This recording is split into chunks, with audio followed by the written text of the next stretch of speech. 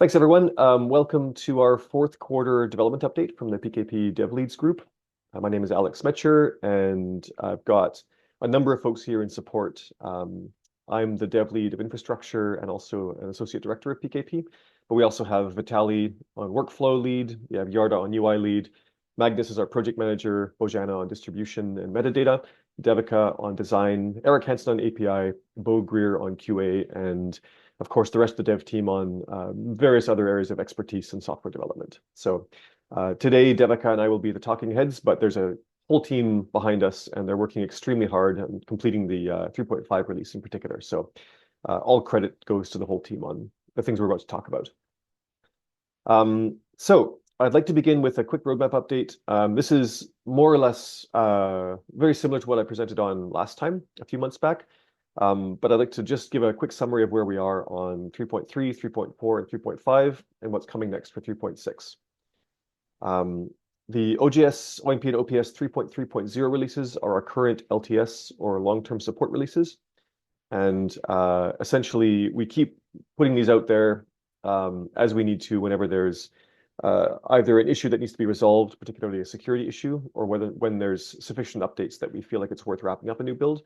We recently put out the 3.3.20, 3.3.0-20 builds. These are minor updates, but it's good to keep up to date. I know that there were a few cross-site scripting issues, maybe 3 or 4 releases ago, for example. We fixed those, but we've heard word here and there that folks who haven't yet made that update are occasionally seeing their server attacked through a stored cross-site scripting issue. So it's always a good idea to keep your installation up to date. If it makes it easier for you, I know it's often hard for folks to find the time to run an update. The builds of OJS, OMP, and OPS are database compatible between builds. What that means is if you don't have much time to run an update, you're on 3.3.0-19 and you see that 20 comes out, you can just use the new code without doing anything else. And we try to make those branches extremely stable so that you don't have to worry about suddenly discovering there's a change in the editorial workflow or some kind of a regression. So please stay up to date.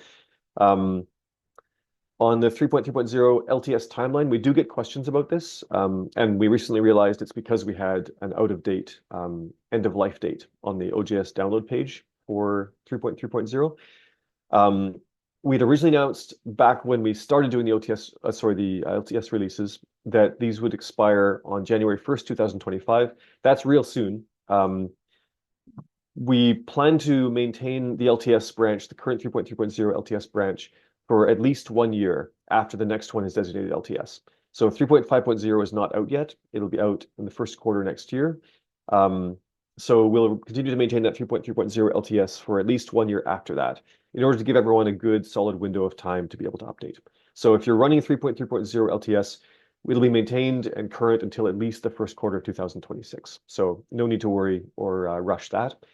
We will provide a good upgrade pathway to 3.5 and give you lots of time to work on that. So yeah, my apologies for that out-of-date announcement on the download page. That caused some anxiety amongst the community, but not to worry. On 3.4.0, we again continue to maintain these and put out new releases here and there, and 3.4.0-8 of OJS, OMP, and OPS are just out.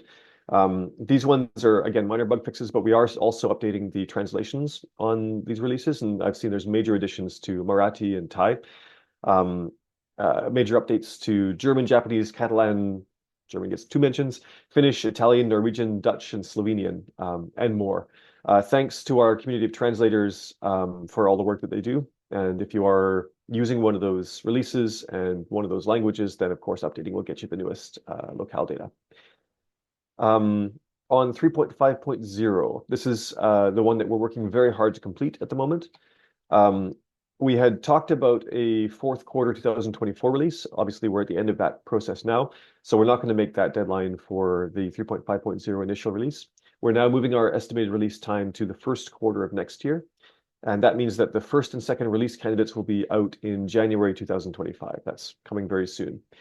The first release candidate tends to be for internal testing, so we won't make a big fuss about that with the community, but the second release candidate is available for translation work and testing, upgrade tests if you want to run those.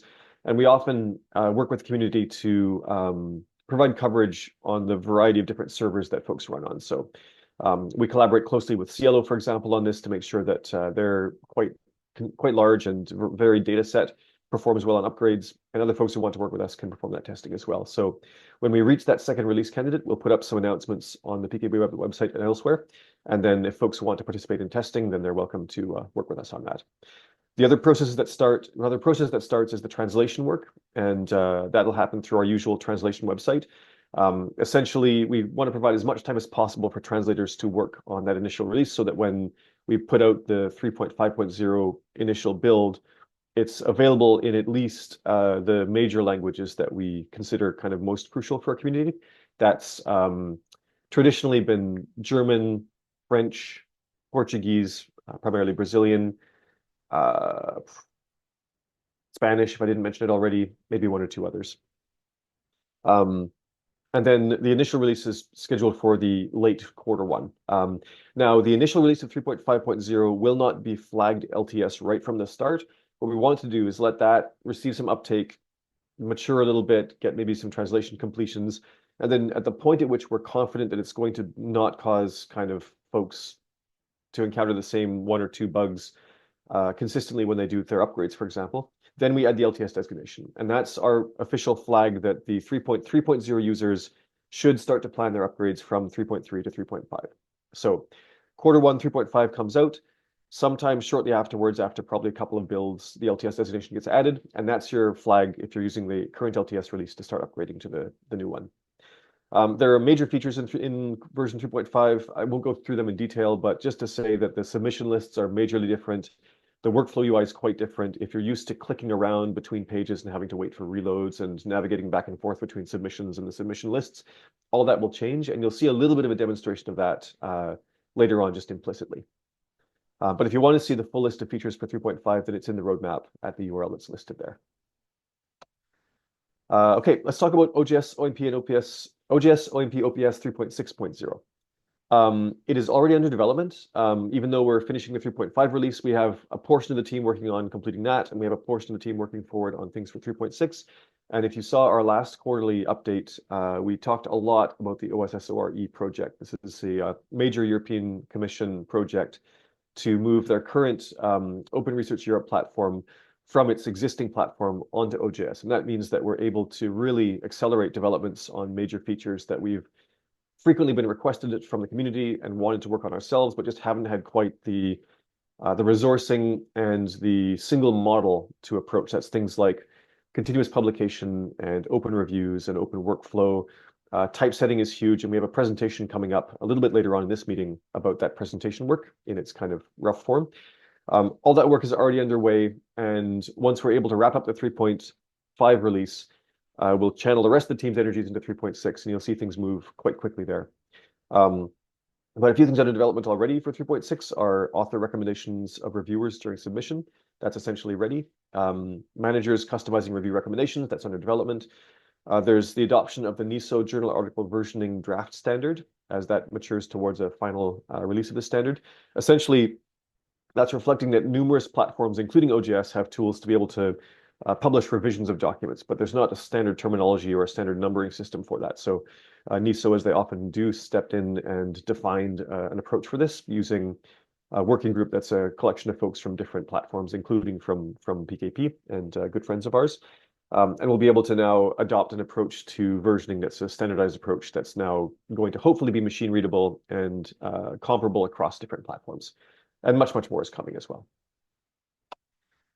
So other developments I wanted to mention, one is the new releases of the Authenticate plugin. Those are essentially ready to go out to the plugin gallery today. I'm not sure we'll merge those in today, but they'll show up very soon. This is a complete rewrite of the Authenticate support. Previously, we used what they called their version 1 API, and they released their version 2 API, which is a modernized approach, and they would like us to adopt that. But we also took it as a chance to introduce support for a number of things that we didn't have before. The two of those that are most important to point out are it's now possible to control when submissions get sent to Authenticate. And I know that a lot of editors ran into situations where, because the previous plugin sent submissions to Authenticate when they came in, and that resulted in a charge. If authors sent in kind of spam documents or low value submissions that were declined immediately. Because those went to authenticate, they incurred a cost, and sometimes the journals found that expensive. I think the worst example of this was because authenticate unpacks zip files automatically. If somebody uploaded a zip file to authenticate that contained 100 different files, authenticate would then charge the journal for 100 authentication checks. So the new version of this plugin now introduces several different ways of controlling when a submission gets sent to authenticate. So you should be able to take better control of the amount of cost essentially that authenticate imposes on your journal's workflow. The second big change is that the authenticate plugin will now present the status of the authentication check within the workflow. So rather than having to log into authenticate separately and find where that submission went, if you're looking at the OGS workflow, you'll be able to see right in the listing of submission files what the check was, what the authenticate plagiarism check kind of percentage was. But it will require some account maintenance. I believe the process for this is if you're using Authenticate with OJS, you have a version 1 account. And in order to use the version 2 Authenticate plugin and the API, you'll need to ask Authenticate to convert your account across. There is some documentation on the way for this. I think it might be ready, in fact. But when you go into the plugin gallery and see that the plugin is available for update, there will be some links and some text that will substantiate kind of what you have to do. So watch for that, and just be cautious not to just click update without thinking it through and reading that text. The other thing I'll highlight is new releases of the OpenID plugin. This is a long-standing request to kind of further support for single sign-on, and that plugin's now in the plugin gallery, and we have a couple of additional features being added to it. And there will also be a presentation coming up. So watch the PKP YouTube channel for that. That'll demonstrate what's possible with the OpenID plugin. And this is primarily going to be used by journals in support of ORCID single sign-on. But it also will support Keycloak in general, which is a general purpose kind of a service provider for single sign-on tools. So if you want to, let's say, integrate your single sign-on so that OJS, OMP, and OPS in separate installations all authenticate against the same source, or you have some kind of institutional provider that uses Keycloak, that'll also be an option for you. It also adds support for a number of other different authorization tools out there. I believe Google, Microsoft, but those use cases are a bit less common to us. Anyway, worth a look. Watch for that presentation to come up on our YouTube channel. Okay, I'm going to spend a few minutes talking about typesetting workflows. I'm going to start off in the abstract, and then Devika is going to show some more concrete aspects of this. And I'm going to start us off with our old XML strategy. And I know we've talked a little bit about this in various presentations before. I want to spend a few minutes here. So I apologize if you've seen this before, but I think it's worth kind of laying out the strategy because it's going to affect a lot of the things that we do in the coming years. So I'll talk strategy, then Devika will show some screenshots that will hopefully validate that we're heading in a particular direction. And my goal is that I'm sort of setting the stage so that as we start to do some of this work in very concrete detail, we have the community's kind of buy-in and expectations are set appropriately for kind of what we can deliver. So this is the old XML strategy. And we had an XML working group doing this. We had a number of different developers working on different parts of it. But essentially, the author was going to work with a Word document. That was what their happy place was, or open document or what have you. There would be some kind of a process in the middle, and then at the end, we would produce HTML and PDF as our journal outputs. And I've got the OJS metadata down here as a side component to the data, because during the submission process, the author implicitly enters the metadata. They enter the title, the abstract, the author information, and that lives kind of in the OJS database. So first of all, what is XML and why is it important? We called it the XML working group. We called it our XML strategy. What we're actually talking about is production workflows and typesetting. And we've renamed the XML working group to the production workflows working group, I think it's called now, because we're trying to solve a problem that's a scholarly publishing problem. And naming it after a technology presumes that technology is going to be the way we solve it. And that's kind of getting the cart before the horse. Anyway, the tools we were talking about for this, and this is going back, maybe a decade, perhaps even more, were some kind of a machine learning based tool to take the Word document and transform that into JATS XML. That was going to be Lemonade or OTS. Those are two PKP projects that have come and gone. Grobid is a third-party project that's still quite active, and it transforms into TEI, but there's ways to go from then TEI into JATS XML. essentially there was going to be some kind of machine learning tool for that transformation. And there was going to be some kind of a magical editor that was going to allow for the journal editor to interact with their web browser to modify the JATS XML document without them ever having to know that it's a JATS document. They were just going to use it like a word processor. And that was going to be Texture or Libro were the two tools that we looked at with the most kind of hope. And then the transformation process from the JATS XML to HTML and PDF was going to happen with some combination of style sheets and magic. We understand pretty well what the JATS to HTML process looks like. There are a few tools that we have in production, in fact, for that transformation from there further to PDF, but it was never that refined a pathway. And the reason for that is just because the editor really never materialized in the way that was going to be production ready. Both Texture and Libro were cut before they were able to kind of reach their minimum viable product stage. And so that kind of put a big hole in the middle of our XML strategy, our typesetting strategy. But furthermore, Lemonade, OTS, and Grobid, they all kind of failed to meet expectations as this kind of magical transformation from a Word document into a scholarly document. I mean, Grobid does a very good job, but it's not perfect. And again, without an editor, if it gets you to the 80% mark, then that remaining 20% is kind of unsolved, and it's really hard for a human being who doesn't have a lot of training on the specifics of JATS, which is quite complex, to be able to get it from the 80% to the 100%. But also, there was implicitly this conflict between the OGS metadata, which is in the database, and then what's in the JATS XML document. And both TEI and JATS and other scholarly tool sets, they have in the document their own metadata, titles, abstracts, author information, citations, all that sort of thing that's already in the OGS database. And so you had this implicit conflict where you might have disagreeing data and it might not be clear who owns control over the data. If we were to fully integrate Texture and Libro, if those projects had reached fruition, we'd have to make sure that the person in the texture editor was able to modify the metadata they were looking at. So if there was a title field, it might be that they shouldn't be able to edit that, for example. And in practice, what that meant is that folks either continued to do what they did before, which was to print to PDF from Microsoft Word or OpenOffice, or else if they wanted a better quality typesetting experience, they would just outsource. And so this really failed to really reach kind of widespread community adoption in a way that served the community well and didn't introduce this kind of ongoing cost problem where the journals with resources cannot outsource and look like they're doing higher quality research than the journals who have a low budget and can't afford the outsourcing. Okay, so let's start from scratch. This is the new production workflow, and we still have the same inputs. We still have a Word document or an OpenOffice document. We still have the same outputs we want to produce, which is the HTML and the PDF, and of course the JATS for those who need to index or want to publish that JATS online.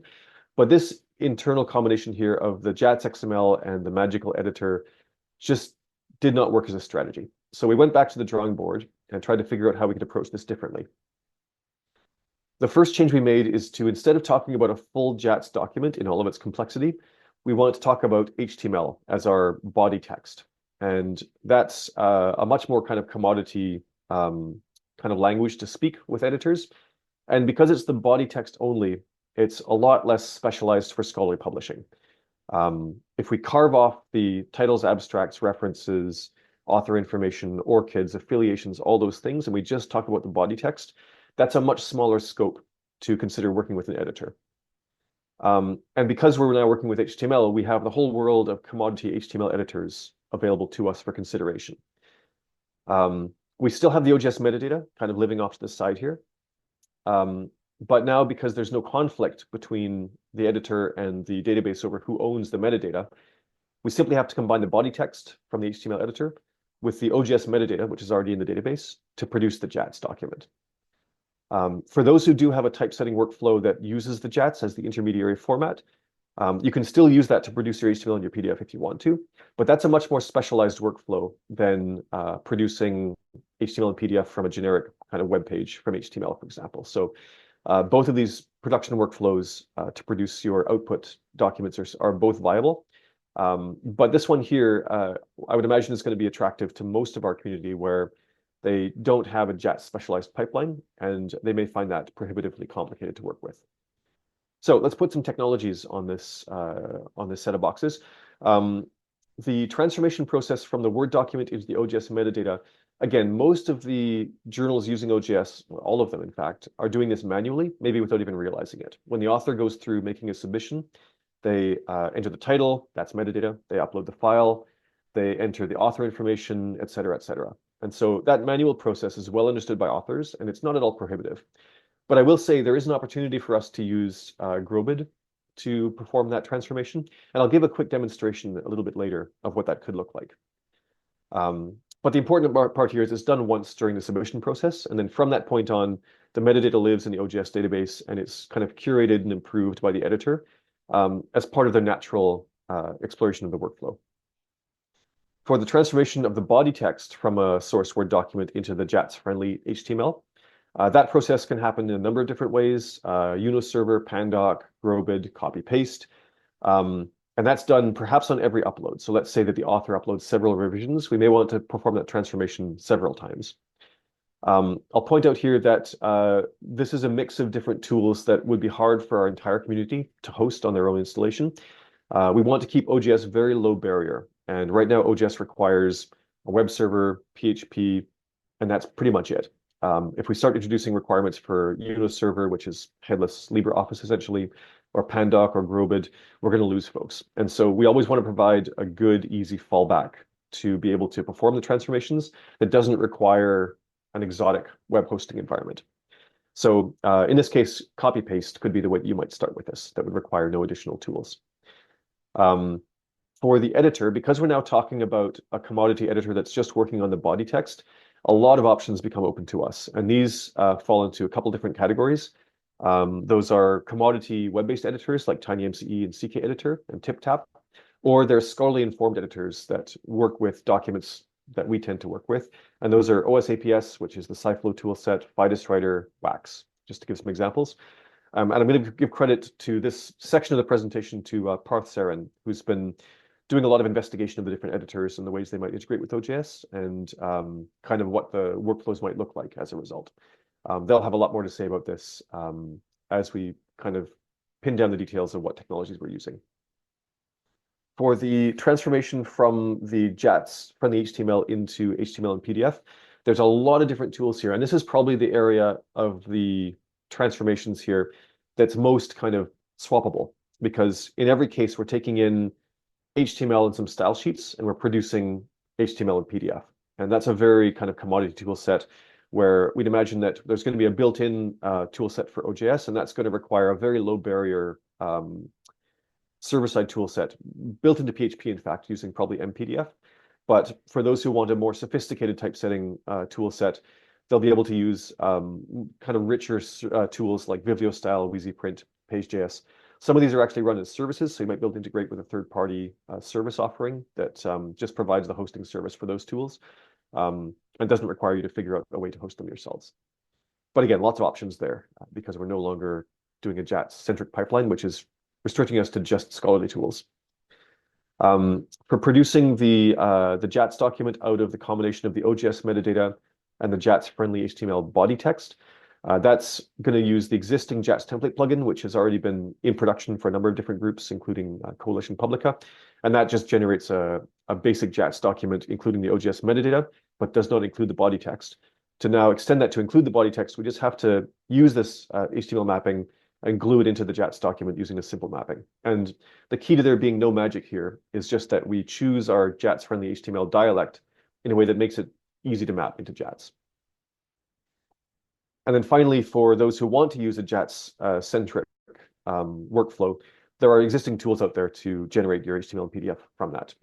Simple style sheets, you could use the JATS parser plugin. I know a lot of folks are using LensReader, although I don't recommend it because it's not under active development, but there's a whole set of tools there. Okay, so production and OSS ORE. So this diagram that I presented and the way that I presented it was very much kind of looking at a traditional, you perform the peer review, then you transform into other formats, and then you publish it. And with the OSS ORE project, a lot of emphasis on that is with early access to preprints within OJS. So I made reference to the journal article versioning standard earlier. We will be adopting that in order to support a vocabulary of published documents that makes clear to downstream consumers of data like Crossref, but also to those reading the journal website, when they see a preprint posted in OJS, they'll have a clear kind of guidance using terminology and the version numbering and so on to make sure they understand that this is a preprint version. And in OSS ORE, it's very important for authors to be able to revise their document anytime and for that to kick off a new cycle. So although I presented a very traditional typesetting cycle, it will accommodate approaches like this and kind of any blend along the way of workflows that journals want to be able to use. I mentioned this before, but we have a lot of emphasis on low barriers to entry with hosting. So a lot of different tools here we proposed, and they will require more sophisticated hosting environments, but there's always a fallback. So we won't require Grobid, but Grobid will help if you want to avoid having authors rekey metadata that's already in the submission. If folks want to use Pandoc for the conversion process, then that's available, but the copy-paste alternative will be available as well for getting the initial content from the Word document into the editor. And then, as I mentioned before, MPDF for typesetting is a very low barrier tool. We can ship that with OJS, but it has a hard cap on the amount of sophistication it can present. So for folks who want to go beyond that, then WheezyPrint will be a better option, as an example. Okay, I believe that's all I want to present for this section. Sorry, I'm not able to go to the next slide. I think I'm going to pass to Devika next, and she's going to do a demo of the work in process editor interface, and that will substantiate all these details into something very concrete. Devika, would you like to take over screen share? Yes, thank you. I switched off my video, so hopefully like the screen share would be cleaner. Please let me know if my screen is visible to you all. It's working, yeah. And I see there's already some discussion on the sidebar there. We'll have some time at the end of the session, hopefully, for some Q&A. So I'd love to go over some of this in more detail. It's super important to us that this kind of scaffolding of a workflow gets vetted by the community and that folks are comfortable with it. Perfect. So I'll take this over, and I just want to highlight that this is extremely like the best case scenario in a work in progress situation. So this is our new dashboard, right? From here, if we go on to click, say any of the files, okay, sorry for the glitch here, but this should be production, but if the file is in the production stage, and you're ready, like the file is ready for you to like it's ready to be published. What you can do is from the more options of like the file, which is like your final file, you can like send it to the like you can click on the three buttons here for more options, and then you'll have like either to update file details, more information, delete, or you have the option to send it to the editor. Now, the moment I send it to the editor, depending on which stage of submission your file is, right? It will form a version of it, right? So currently, since we sent it from production, it could be an accepted manuscript, or if you don't, and it would go in the text editor. This editor is also like a work in progress because it's going to be dependent on which editor tool we do select. Here you can see any notes or status if you make changes to your file. If you want to save your file, you can go ahead, save it, and it gets saved. Then I can click on like all the other metadatas that I want to check all the information I have filled. And if I'm like pretty confident, I can like go on to click schedule for publication. Once I click schedule for publication, it's gonna ask me two options. First is to select what kind of version of like it is it. Is it like a major version that I'm publishing, a minor version? If it's a minor version, I can just like go ahead and save it. But if it's like a major change or a very major publication that I am making, I will have to then select a JAV related detail, right? Like whether this is a submitted manuscript or an accepted manuscript, or is it a proof of record, depending on what I feel. Of course, depending on the version that was automatically created from production, this is going to be pre-selected, but we can of course, change it when we want. And then when I click on save, it goes ahead, saves, and forms another version. So that way we can like go ahead, handle versioning of like different articles that we're sending. The only thing, like, there are some like caveats to this. We're still trying to figure out like if the file needs to be sent back to the workflow stage, how is that going to happen? Or if, how do we automatically create versions, or do we not automatically create versions? And do we just depend on that final selection? Because currently what I showed you was a combination of two. So this is something that we just have that's work in progress, and we're still trying to like sift through all the little details that we can to make sure that, this is like a fully uh working system. Alec, is there any detail you think I missed out while presenting? No, that's a super quick look at a combination of at least three different things. There's the editor integration, there's the NISO journal article versioning standard, and there's a shift of the versioning toolset from where it was previously in the drop-down in OJS into that sidebar navigation with the preprint workflow introduced. So that's a pretty huge whirlwind. I did get some questions on the sidebar there about the acronym, the JAV acronym. I think we're actually probably not going to use that acronym anywhere. I'm not sure that the journal article versioning group themselves use JAV. We just have been starting to refer to it internally as that. So before that gets out into the interface, we'll make sure that the language is clear. But I think that should cover it. So one of our next steps for the typesetting kind of process is we want to make sure that the internal work we've done on the dev leads group, and again, credit to Parth Saran for a lot of the work on the editor assessments, has been kind of run past our production workflows working group, and that's got a number of external stakeholders that would, of course, want to use the tool set. We'd like to make sure that we've got a good handle on that being appropriate for them.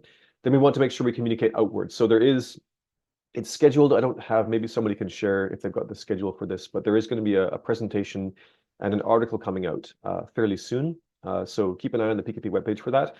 Again, we want to make sure that we communicate this outwards while it's still got flexibility in our development plans, and that folks can make sure it works for them. We did also have a couple of comments on the sidebar on the chat about existing JATS documents. And this is something I didn't demonstrate or talk about in my kind of the workflow where we glue together a JATS document out of the OJS metadata and the body text. There is, coming out in 3.5 actually, already a place for a JATS document to be uploaded into OJS for the first time. And if you don't upload an OJS document, it'll present to you what the JATS template would look like from the OJS metadata. But if you do have a JATS document, you can upload it into that place, and that will then use that for preservation. So there will be a place for those who are currently producing JATS externally to continue to do that, and they'll be able to upload it into OJS. Some questions on the sidebar about the JATS parser plugin. Yeah, that will be maintained. I know there's the last release was from quite some time ago, but we will continue to make sure that that is a workflow that can be used for most people. There will be a multiplicity of different workflows that folks will use, and that's simply going to be part of the game for producing JATS. There's no single tool that will work for it. Okay, I'm going to shift on to a couple of demonstrations. Oh no, actually, Devika is going to speak about tasks and discussions first. Go ahead, Devika. Thank you. So unlike the editor, which was still a lot work in progress, this one is going to be way more smoother. So I'm going to stop my video and share my screen.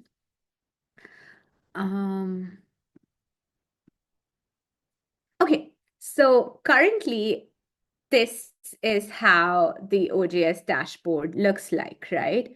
And from here, we click on any missions.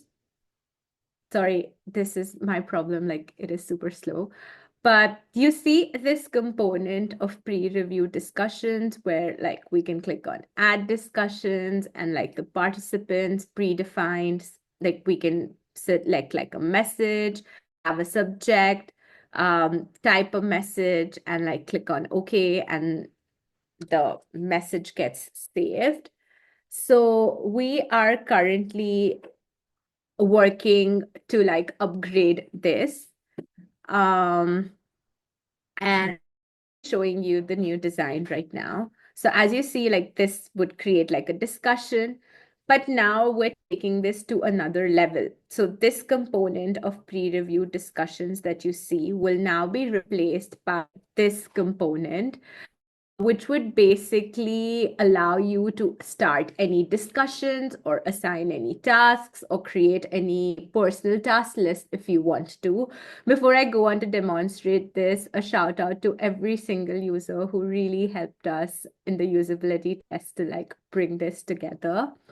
So as you can see that this is divided into 3 sections so that it's easier for you to view and understand what is yet to begin, what is in progress, or what is closed. Even things which are yet to begin, in progress, or closed are further classified within like these tags. If you can see if something is a task or if something is just a discussion, so that you can like quickly sift through what you want. So let's go into the nitty-gritties of what like you can see on this, right? So you can see the name of the task or the discussion. If it's a task, you can see who the task owner is and what their role is. So like Karena, and maybe they are the section editor. So you can see that. If it's a discussion, you can see who it was created by and what their role is. The next thing, what you can see is an activity, which would basically tell you the current status or what is going on with the task or discussion. Or it could be things like the task was created by this user on this date. Or it tells you there was a response which was posted, or the task was initiated. Or maybe things like the task is overdue and you need to send a reminder to the task owner to complete it. So currently we're just sticking to message based. We're not like really moved into like adding an action button, which would allow you to directly take that action here. But it's just going to be like a statement, which is going to show you what's going to happen next. Then you also have due dates. So if it's a task, you can see the due dates of the task so that it's easier for you to manage. And then you have the started and closed button. So like you can either start a task, if it's a discussion, like any other WhatsApp, Slack, Mattermost, where like a discussion is initiated, which means it started. So you don't see the started checkbox, but you of course see a closed checkbox. And then you have the more options where you can like either edit it or delete it, or if it's a discussion, you can add details to it, which would make it easier that if some task or something comes out of a discussion, you can quickly create a task from that discussion without having to like add something new. So let's see how can we go about creating or adding a task. So when we click on add a task, you can see that it would show you the name of the file. It will show you new. Now, one of the things that you can do, because some of the tasks can be repetitive, right? And as an editor, you don't want to keep clicking on things and moving forward. You can see that there are like templates which you can create. After I'm done demonstrating this component, I will also take you all to show how you can create like templates in for your tasks and discussions from settings. But basically, there are these templates, and the moment you click on the template, it will autofill the name of the task. It will autofill any description that you have, and it will autofill all your parts and due dates. So it would become easier for you to like not have information again and again and again. You can click on like the participants, say I don't click a template and I'm just making something new. I can put in the name, click the participants. If I want this to be just a discussion, great. I can just type a message, save, and go ahead. But if I want this to be a task, I can always like click on enter task information, which would help me for like figuring what the dates is. And also, who is responsible from the participants I select on the top, who is responsible for completing this task. Then we have a drop down which says begin task upon saving, or the second option is just create the task. So maybe I am only responsible for finishing the task that I have created. So I can always select this begin task upon saving option. But if, say, I am allotting this task to someone else, then maybe I can just create the task and then manually monitor when they like click on start, when they click on any other options, right? And then I can use this discussion feature to maybe type a message, or I can also use this space for providing a brief overview of the task, including any key details, goals, or specific instructions to help guide the assignees. So I can use this space to add more information about the task, or maybe just to find an update or send a message. So let's quickly go through some of the bits of like how a task would look like. So if it's a plagiarism test task, which is yet, I can see the details, I can see an option to start this task, and I can see like a message as well. I can also add a new message. If I want to edit it, I can click on edit, and it's going to allow me to like edit and save, and then I can like go back. Let's see a task which is in progress. So you can see the details. You can also see who this task was started by and on what date. And you can see all the discussion and the messages. I can also click on add a message, move, and like save. Then let's see a discussion or like a task which is overdue. It will show like it's overdue because the due date, and then I can type a message to get like a follow-up from them, right? I can also see something which is just a discussion. And now if like say figuring from this clarification discussion, a task comes out, I can very easily just click on enter this task information, and I can like make this entire discussion into a task. Now let's see something which is completed. So if this is an adherence to policies task which is closed, I can see that the participants are there, due dates, it's completed. I can see what was the start date, who started it, what was the end date, and I can like continue sharing messages on it. Is there is more clarification needed even after this was closed. And yeah, so this is how the task and discussions component would look like. Now, how would we go about creating templates or tasks and discussions? So in our settings, we can go to workflow. And on the workflow, we're going to add another tab on the top next to emails known as task and discussions. And in this tab, you will see this screen. Just give me a second while it loads. Yes. So you're going to see this screen, which is going to help you add templates for tasks and discussions. So here you can see that it's divided into like a tree structure where you have different stages, and within each stage you can like add a template. So if I want to add a task or a discussion template for the review stage, I can very much click on add template and it's going to get added. So you can check the name of it. Another option which says automatically add this task and discussion when a submission reaches a specific stage. So imagine, as a journal, there are these specific steps which are important for a submission move, and no matter what, your every single submission needs to go through these checks like plagiarism checks or ethical approval or language review. So what you can do is you can always tick mark these check boxes, which means that when the submission is accepted and in the submission stage, these will automatically be created. So you don't have to again click on that add button, select a template and do it. So anyway, it's going to be super simple. So let's go on to see how I can like add a template. So when I click on like add a template, it will allow me to like enter the details, select the participant. So basically, since I don't know who the specific participant would be, but I know the role of the like I know these roles are important. So I can select the journal manager, editor, and author.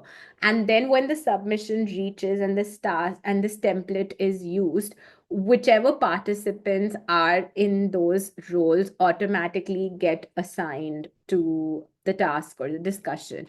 Now, if I just want it to be a discussion, it follows the same mechanism. I really don't need to check mark this box, and I can just type a message and move forward. But if I want this to be a task, I can click on this enter task information and add a due date. Now, how this due date would work is it would tell me that from the time this task was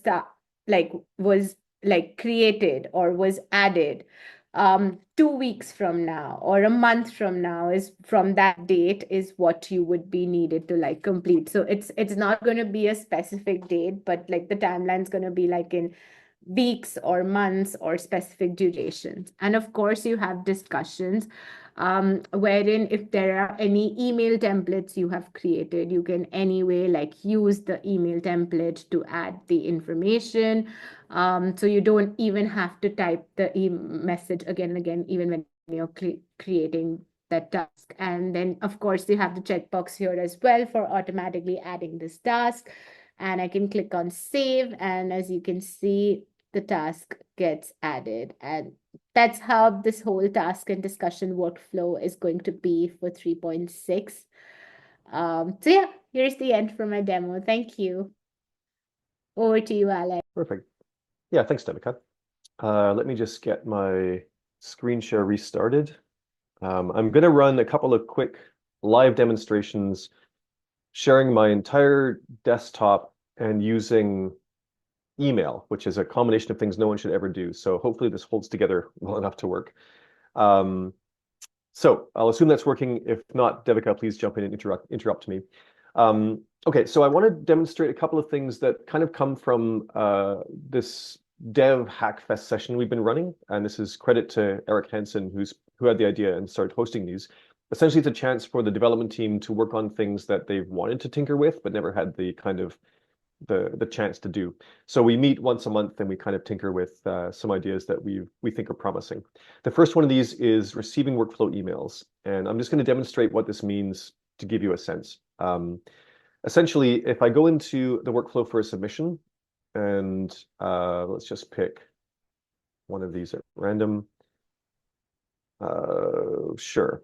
I'm going to look at the submission that's in production. This is the feature that Devika was talking about, but in its current form, the production discussions. Essentially, we can use these to facilitate a conversation between two different people who are active on the workflow. I'm going to create a discussion involving Daniel Barnes, the editor, and the test editor, who's a second editor. And this is all as is in OJS currently released, so no surprises yet. I'm going to choose a predefined message and say, can you check to see if this is plagiarized, for example. This is going to kick off an email to be delivered to test editor's account. And when I press OK, if the demonstration is working well, fingers crossed, that will then be delivered. So I've got this set up in my account here. So I'm now test editor. I'm receiving this message and seeing this. Can you check to see if this is plagiarized?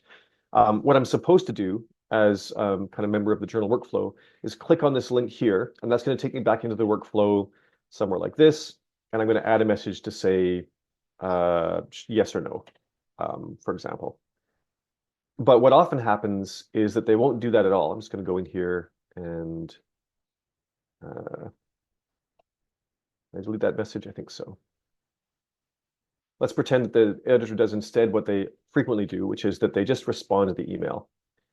So they receive the message, they hit reply, and I'm going to say, yes, it's plagiarized. This would be super important to capture as part of the kind of editorial history and kind of audit log of the submission. But if I press the send, then historically what this means is that the editor would receive the email, but it would not be captured in the OJS workflow. So what we're looking at introducing is instead a tool to be able to capture these messages. So I'm just going to run a server-side command here that's going to go through an email inbox, and it's going to receive the message that was sent instead of it going directly to the editor. If I go back into my workflow here and reload it, you'll see that this submission actually captured in the OJS log that email message. What it means is instead of the messages going directly to the editor, they actually go to an inbox that OJS can use to be able to check messages, parse through them, and then file them as appropriately in part of the workflow. So now this is delivered by email as is convenient for that editor, but it's also captured in the workflow in OJS so that later, a year later, if somebody wants to know what happened to the submission, everything relevant's been captured. A second example of this would be, I'm going to go to a different submission that's in review. Let's go to here. Unfortunately, I've already run through this part of the demonstration, so I have to do it a different way. Okay, so let's say we have a reviewer and I want to assign them to a submission. My test reviewer is already assigned. Great, off to a good start. Let me find a different submission. Okay, we're going to assign test reviewer. And we're going to send them a message to review this submission. As usual with OJS, this is going to result in an email being delivered to the reviewer. And I've got that message right here. So the modification to this to incorporate the email workflow is the addition of this iCal invitation. This presents the due date for the review response, which previously was just part of the message, but also it gives this chance to be able to accept or decline the review using the meeting invitation tools, essentially. So if I press accept, this is going to cause a message to be sent, okay, whatever, back to OJS that again OJS can intercept. And if I go into the same tool here to run my check email, OJS can now go into the email, check for a message that's relevant to it. And if I look at this submission again, you'll see that the request was accepted just by hitting the accept or decline on that. So the reviewer will now have on their calendar the due date for that review. They'll have a link to perform the review there as well. And they've already accepted on behalf of the journal that they're going to perform the review. So this is ways in which we can intercept responses that previously would have gone via email if the reviewer had, for example, replied to say yes or no, this is something I can or can't do.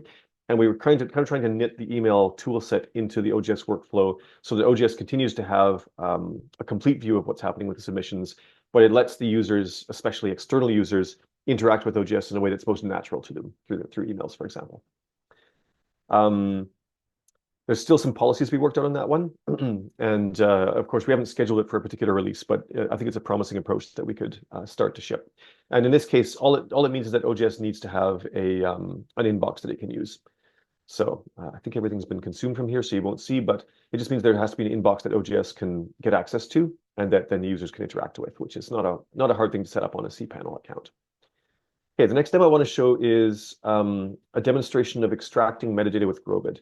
And we've talked a lot about Grobid as a potential tool, but to be honest, I never actually interacted with Grobid until I had a bit of time on one of these Hackfest sessions to show its promise. And I think that's probably the same situation as a lot of folks in the community. You hear about machine learning, you hear about Grobid, but until you actually get it working, it's not clear how that's going to play out for users and how useful it'll be. So I'm just using my laptop here, and my laptop is nothing special. It doesn't have any kind of GPUs or anything. And it works just fine with this on kind of a test scale. I didn't have to do anything more than just run a single line command to install and run Grobid as a Docker container.